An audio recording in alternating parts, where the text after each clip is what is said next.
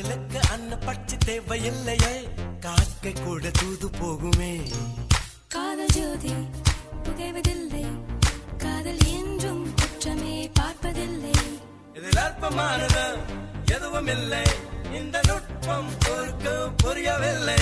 வானம் மண்ணு மாறியே போகும் காதல்